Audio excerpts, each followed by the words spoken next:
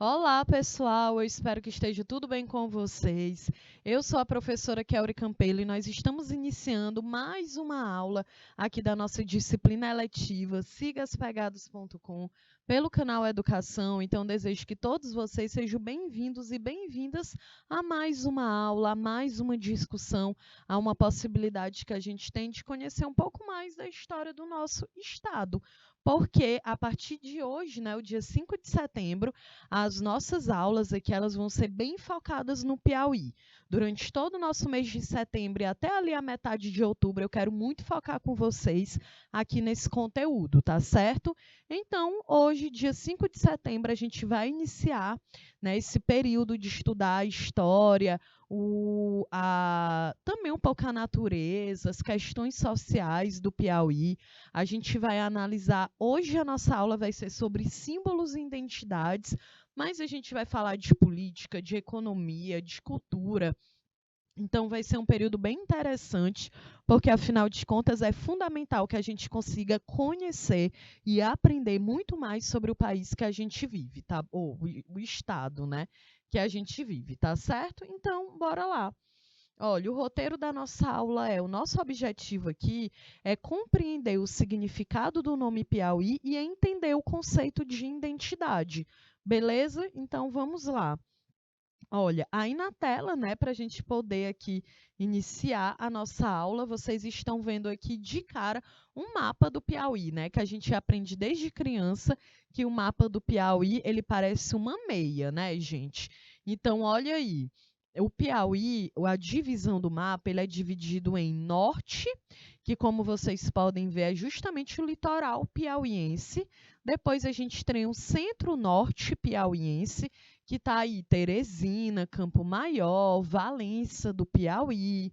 Também é uma região conhecida como Médio Parnaíba, né? Porque o rio, né, Parnaíba, ele percorre, a gente tem lá no norte o Baixo Parnaíba e no centro-oeste o Médio. Lá no sudeste piauiense, a gente tem Pio Nono, Picos, né, principalmente aqui, que foi o destaque que eu botei.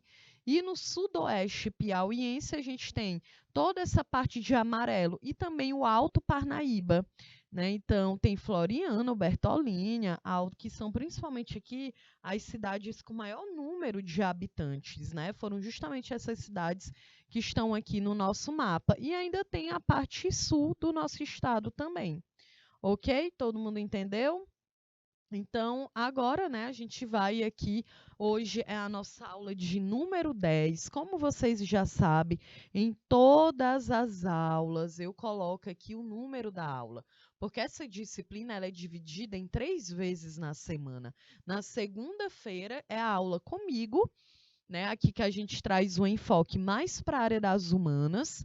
Na quarta-feira é lá com o professor Adeildo, que já é na área de linguagens. E na sexta-feira é comigo de novo ao vivo, né? Baseando aqui mais no contexto das ciências humanas também. Ok? Então, hoje a gente vai ter a possibilidade, hoje, durante todo esse mês de setembro, de outubro, a possibilidade da gente conhecer um pouco mais sobre a história do nosso estado, sobre a história, né, aqui, e dessa forma a gente acaba aprendendo sobre a nossa própria história também. Bom, então, os símbolos e a identidade coletiva, para a gente poder iniciar essa discussão. Então, o que que é um símbolo, né, gente? Olha, países, estados e municípios têm seus símbolos oficiais, como os hinos, as bandeiras, os brasões, né, como vocês podem ver aqui. Então, quando a gente ouve um hino ou a gente vê uma bandeira, imediatamente a gente consegue associar. Se você vê a bandeira do Brasil, tu já sabe que é a do Brasil, não é isso? Então, a gente consegue identificar, a gente consegue ter um sentimento de pertencimento. E conhecer a simbologia, assim como quando e por quais razões os símbolos foram criados, nos ajuda a compreender muito melhor a história das sociedades a que eles estão associados, né? Então, um brasão, como é esse aí que vocês estão vendo na tela, nós temos aí a República Federativa do Brasil, falando o Brasil, gente, ele virou uma república em 1889, no dia 15 de novembro, e é bem importante a gente compreender isso, né? Porque quando o Brasil ele se tornou independente, lá em 1822, a gente entende que a independência do Brasil, ela foi muito mais teórica do que prática. Né? Então, por que teórica? Porque o Brasil, gente, primeiro teve que fazer um empréstimo com a Inglaterra para poder pagar Portugal. Olha a piada, né? Portugal só reconheceu a independência do Brasil depois que recebeu um pagamento para poder fazer isso.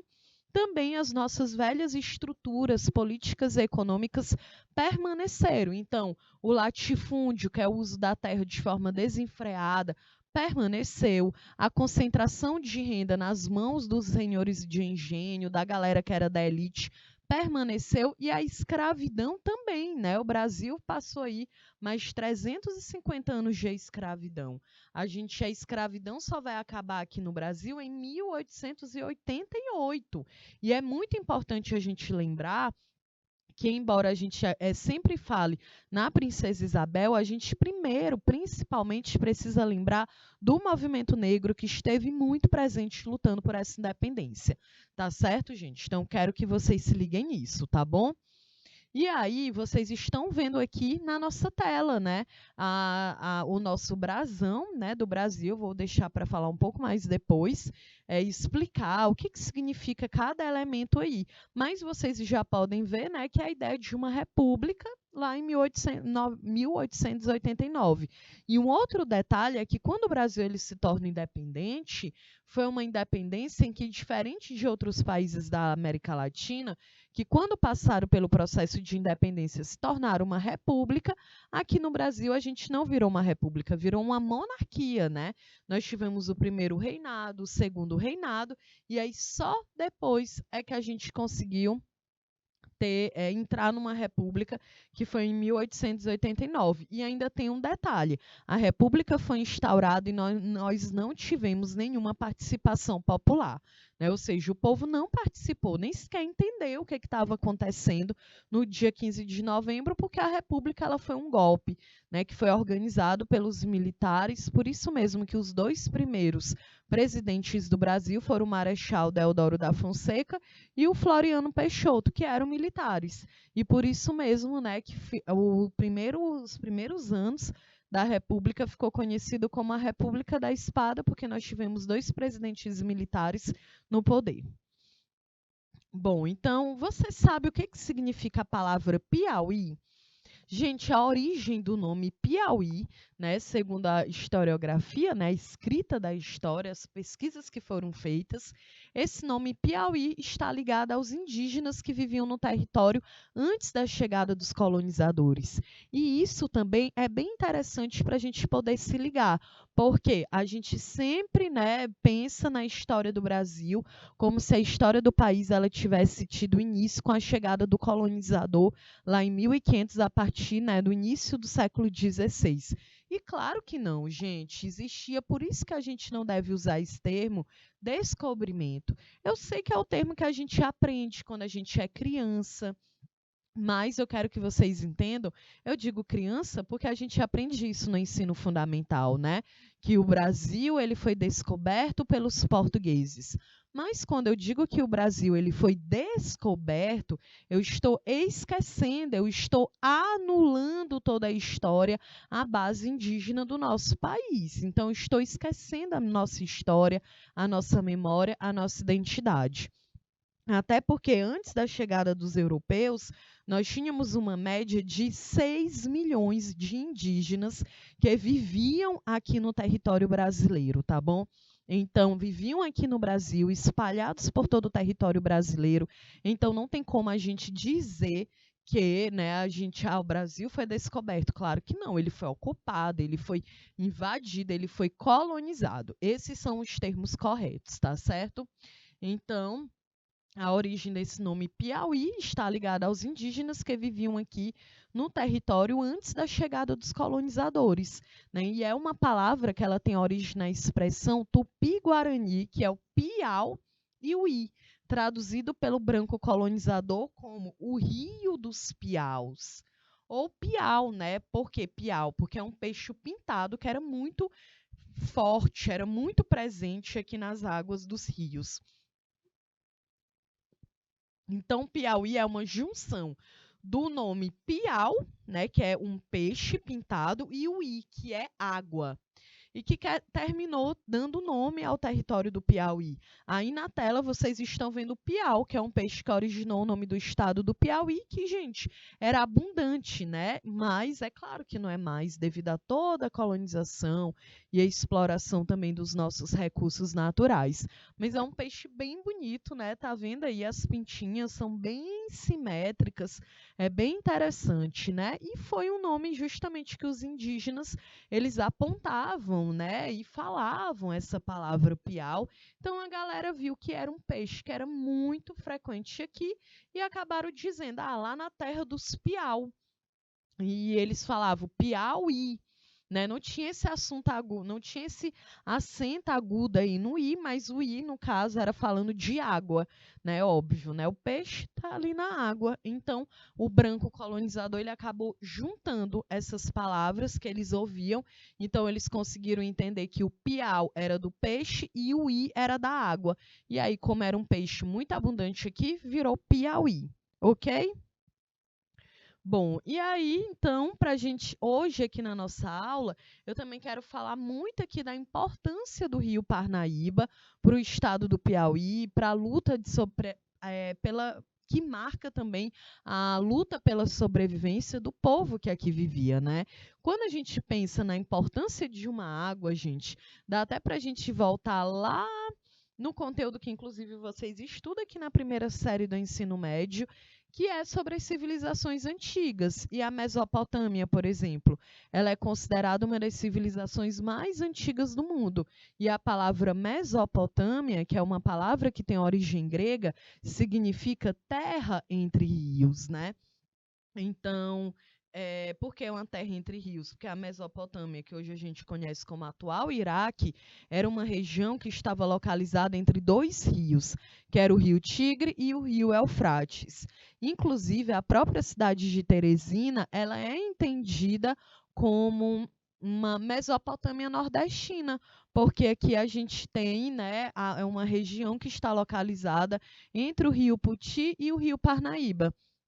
E lá na civilização antiga, né, as mais antigas, como a Mesopotâmia, que é no Oriente Médio, em uma região que a gente conhece como a atual Iraque, era uma civilização que vivia ali através da água desses dois rios, né? Era o que garantia o desenvolvimento da agricultura, por exemplo. Depois a gente pode pensar também na civilização egípcia, que é considerada uma das mais antigas da humanidade, que os egípcios também viviam através ali da água do rio Nilo. Inclusive, na religiosidade egípcia, o rio Nilo ele era considerado uma dádiva dos deuses, era como se ele fosse quase um deus vivo, né? Porque o Egito, ali localizado no norte do continente africano, é uma região com altas temperaturas, é uma região desértica, mas mesmo assim tem um rio que corta todo o país e era justamente o rio que conseguia garantir a sobrevivência daquele povo. Então é por isso que eles davam muita importância e acabavam identificando aquele rio como um deus vivo. Outra civilização, uma das mais antigas do mundo, é a China, que também vivia ali, conseguia sobreviver através do Rio Amarelo. Né? Então, tá vendo como a água, o poder dos rios foi fundamental para o desenvolvimento realmente da humanidade. E quando a gente pensa aqui no estado do Piauí também, porque a população ribeirinha, que é a população que mora próxima aos rios, ela consegue sobreviver justamente através disso. Então, olha aí, por isso que a gente vai analisar aqui um pouco sobre a importância do Rio Parnaíba, gente. O Rio Parnaíba ele acaba até virando também um símbolo da história do Piauí. Por isso que nós estamos estudando ele aqui nessa aula. Então, o Rio Parnaíba, também conhecido como Velho Monge, né? Inclusive está lá no hino do Piauí, que eu vou querer analisar com vocês na nossa próxima aula. Então, o Rio Parnaíba, que também é conhecido como Velho Monge, é um curso de água que divide politicamente os estados do Maranhão e do Piauí, né? Então, o rio ele acaba virando uma fronteira natural. É o maior rio genuinamente nordestino, sendo navegável em toda a sua extensão. E quando eu digo genuinamente nordestino, é porque ele nasce, a sua nascente é dentro do estado ou dentro da região Nordeste. Então, o termo vem da língua tupi, mais uma vez. Então, tá vendo como a língua indígena, o idioma indígena, acabou gerando aí o nome do nosso estado, as expressões que a gente usa, o nome dos rios.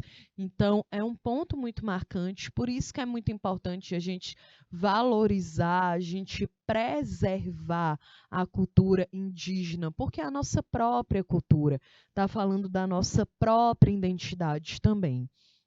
Então, esse termo ele vem da língua tupi e significa mar ruim, né? Através da junção dos termos Paranã, que significa mar, e Aíba, que significava ruim. Então, virou Parnaíba, que era entendido como rio, mar ruim. Contudo, José de Alencar, o escritor, lá no seu romance Iracema, ele estabelece que o significado de fato é rio que é braço de mar. Né? Então, ele deu um novo significado. Né?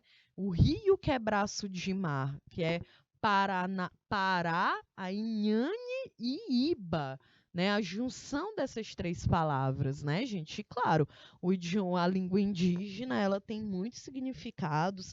A gente está falando de mais de 150 tipos, né, mais de 150 línguas faladas na população indígena, mas que de fato a gente tem uma predominância bem grande aqui da tupi, da língua tupi, ok? Aí na tela vocês estão vendo uma fotografia do Fernando Pandaré, do Rio Parnaíba, né? E hoje é muito comum, né, no período aqui que a gente vive no Brasil, no Piauí, que é do BR-Obró, aqui na cidade de Teresina, as pessoas elas começam a frequentar as coroas, é uma atividade bem comum. Desde a década de 60, de 50, era muito comum que os moradores, né, das cidades que são cortados pelo Rio Parnaíba vão até a coroa. Então, hoje a gente tem aqui a coroa ali na Avenida Maranhão, que tem os bares, né? E as pessoas se deslocam até lá. Nós temos também as coroas que ficaram bem famosas aqui, que é a da Jericodipe, né? Que é no bairro da Santa Maria da Codipe, que as pessoas vão até lá justamente porque é a cultura, né, gente? É o rio ali, a luta pela sobrevivência de um povo e que hoje também dá um novo significado. É tu usufruir do próprio rio na cidade que tu vive, viu? Inclusive, eu já fui lá na Jericodipe e eu deixo essa dica aí, né, para quem está aqui em Teresina, ou vem aqui para que também possa conhecer. Existe um estereótipo de que é um lugar marginalizado, de que é um local violento, e a gente também precisa ir quebrando esses estereótipos para que a gente possa conhecer a própria cidade que a gente vive. Como é que eu vivo na cidade de Teresina? Eu nunca fui lá pisar meu pé. No Rio, gente, não tem como. Então a gente vai perdendo muito isso, essa prática, né, de enxergar o rio também como local de lazer. Mas aí também é muito importante ter cuidado, né? Porque é aquele ditado, né? Minha mãe já dizia que a água, né, gente, não tem cabelo, né? Assim que a gente fala, o ditado popular. E aí faz a gente realmente refletir que um rio, gente, é um lugar tenso, tá certo? Um lugar tenso assim, porque é uma correnteza muito grande. E isso me fez lembrar também de uma tragédia que a gente presenciou aqui no estado do Piauí, ali na região de Nazária, né, próxima aqui da cidade de Teresina, em que três crianças, acho que foi isso, 3 crianças, 2 adolescentes acabaram morrendo, né, afogados no Rio Parnaíba. também estavam ali na coroa, na brincadeira, acabaram, um começou a se afogar e todo mundo foi correr e um foi ajudando a salvar o outro. Então é muito triste, né, quando a gente para pensar, porque é algo que sai do controle. E aí são crianças, são jovens que infelizmente, né, perderam suas vidas. Então é muito importante a gente ter cuidado, a gente ir para um rio também, né? Não, beleza, eu vou aqui banhar, tá tranquilo. Uma grande questão dos rios também são as dragas, né? E muitas dragas, que é justamente a retirada ali dos pedregulhos, das pedrinhas,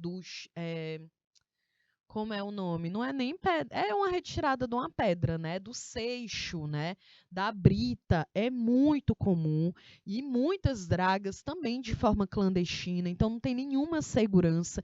Isso vai gerando muitos buracos ali dentro daqueles rios e que o risco é justamente esse, né? E a correnteza do rio, né, gente? Dentro de um rio tu não consegue se segurar em lugar nenhum e tu vai sendo levado, porque a correnteza é muito forte.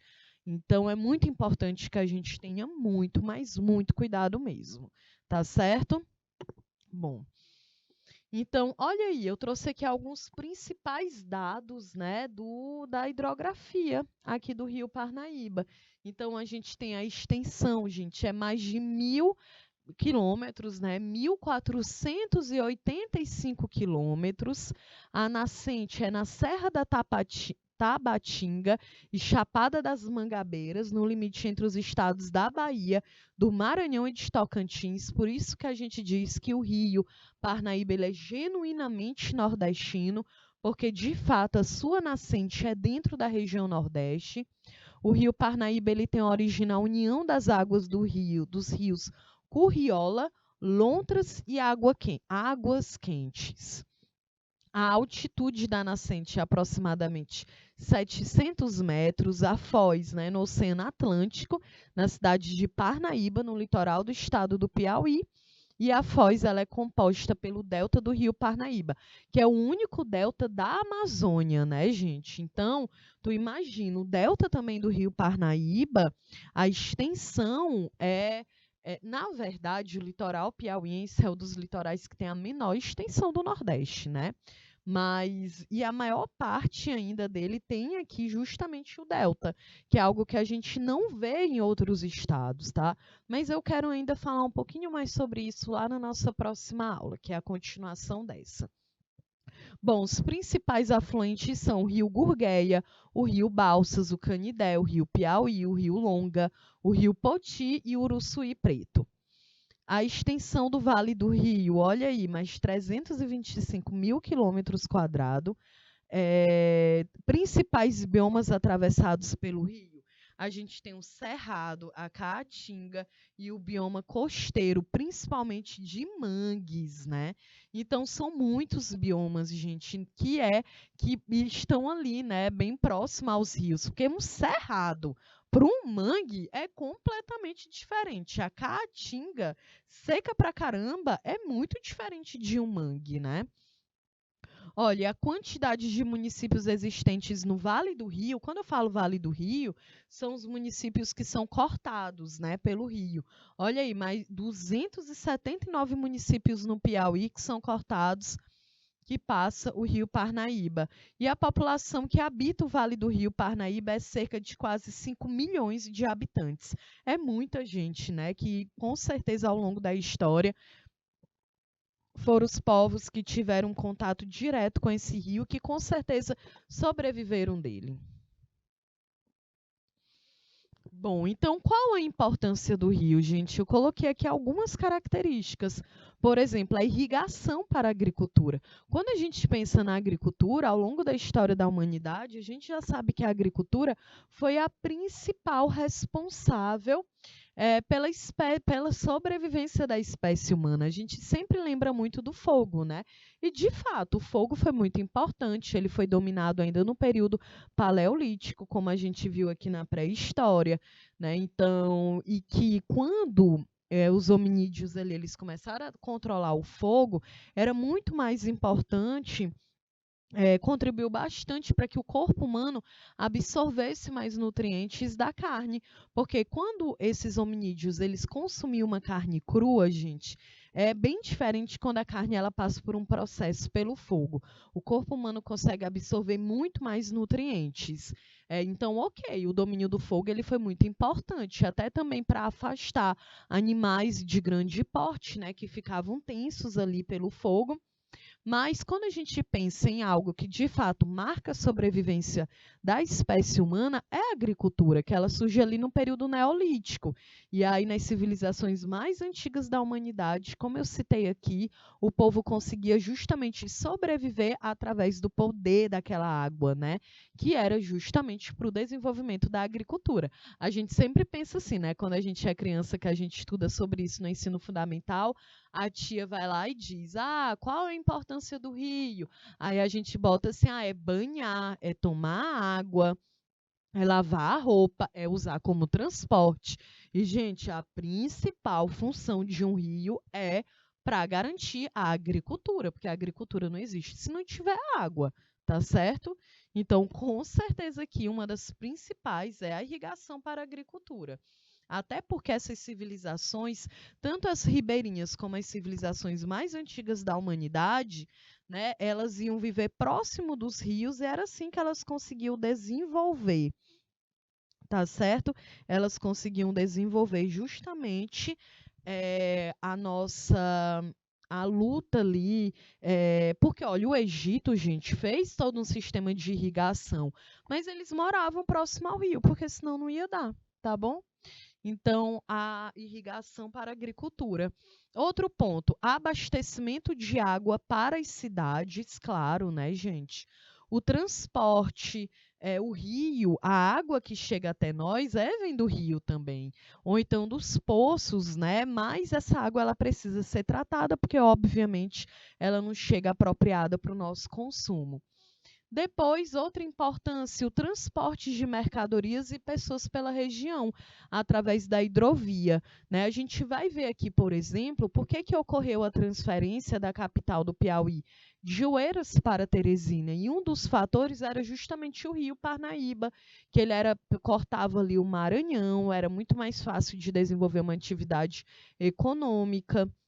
Então, tá vendo como o rio ele também gera um impacto na economia também, né, de uma civilização. O outro ponto é ecoturismo, principalmente na região do Delta do Parnaíba, né?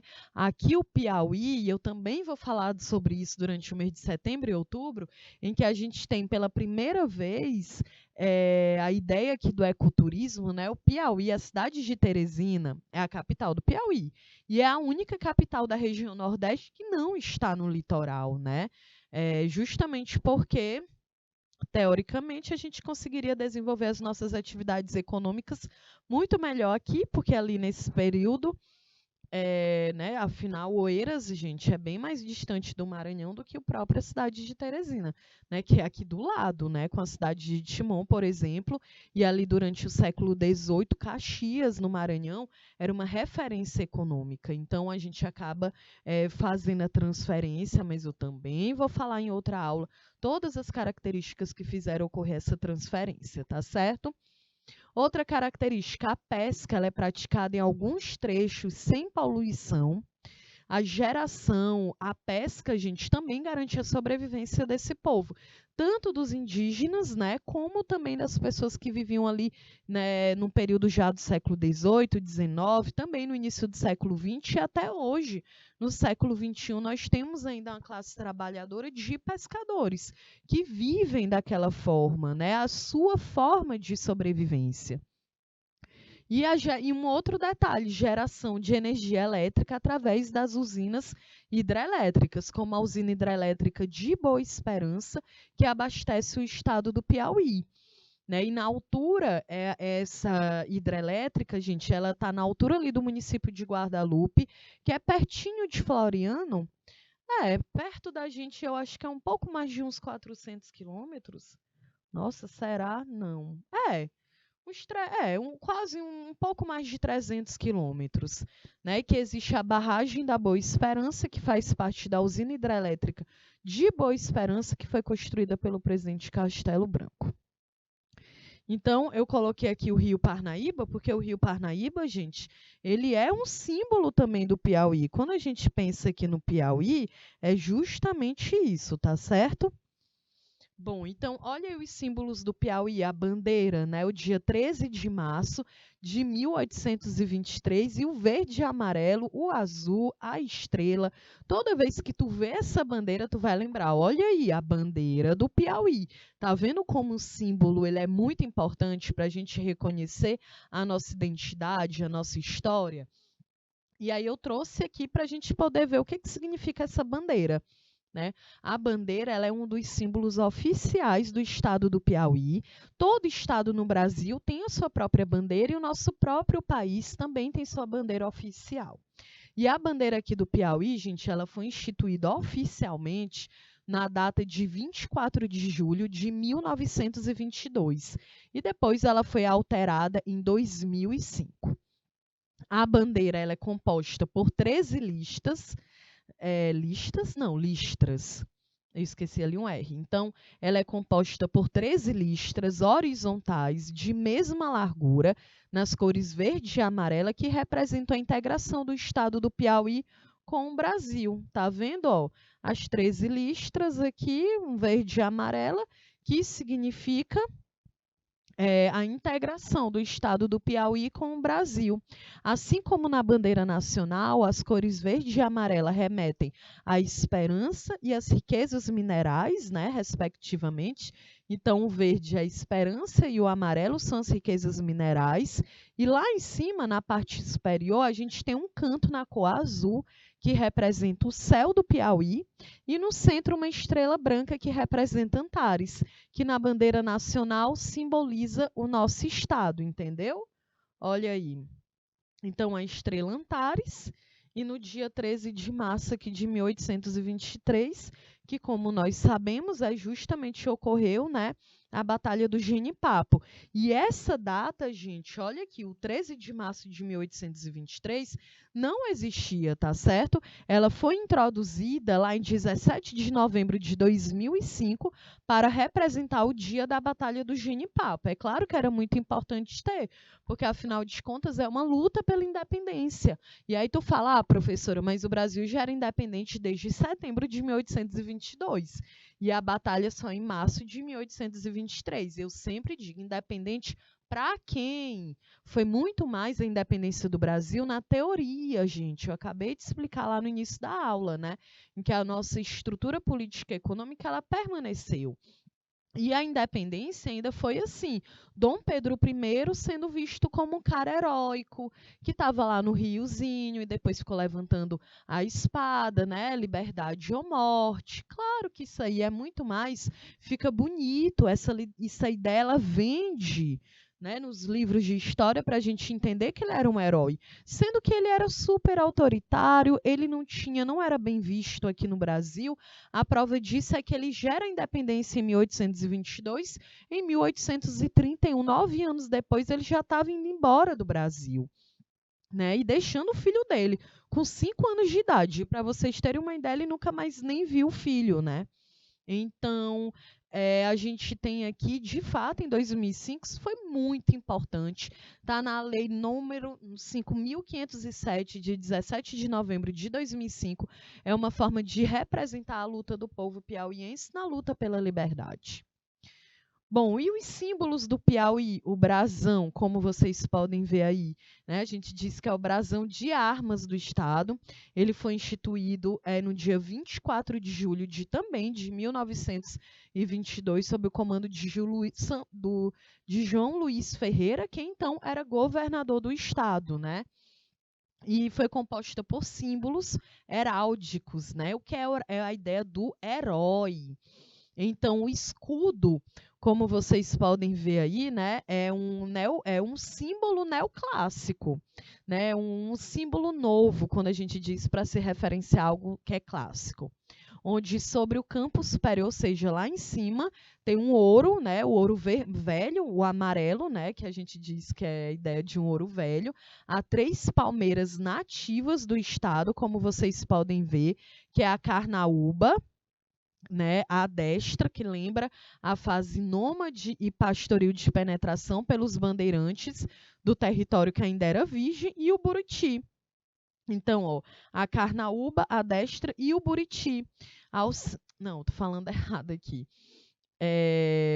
A carnaúba, que é a primeira, a segunda, que é o buriti, a carnaúba justamente porque ela era muito presente, né? Ainda é, mas agora tu imagina, lá no século XVII, quando o Piauí começou a ser colonizado, a gente ainda vai ter uma aula aqui só para falar da colonização do Piauí. Então, a gente tem aí a carnaúba, que é a primeira, a segunda é o buriti e a terceira é o babaçu. Então, a carnaúba, porque a gente tinha uma cultura ainda nômade, pastoril, né, de ficar saindo de um local para o outro procurando uma forma de sobreviver. Depois a gente tem aí o buriti, que é marcando a época de estabelecimento dos núcleos de população, né, e do tamanho das terras, e o babaçu, que era a ideia da evolução da economia. Os outros detalhes no canto inferior, sob o fundo branco, né? Estriado de cortiças, tá vendo? É esse aqui no meio que vocês estão vendo aí, o que a gente diz que é a cor do azul cobalto. Nós temos 3 piás, né, de prata representando os maiores rios do estado, que é o Parnaíba, o Canidé e o Poti, e as 7 cortiças azuis correspondem aos principais afluentes à margem direita do rio Parnaíba. É muito detalhe, né? Então, simbolizando as aspirações de progresso ao alto do chefe do escudo. Quando eu digo do escudo, né, justamente essa parte aqui. E aí a gente tem uma estrela de prata, né, de 5 pontas.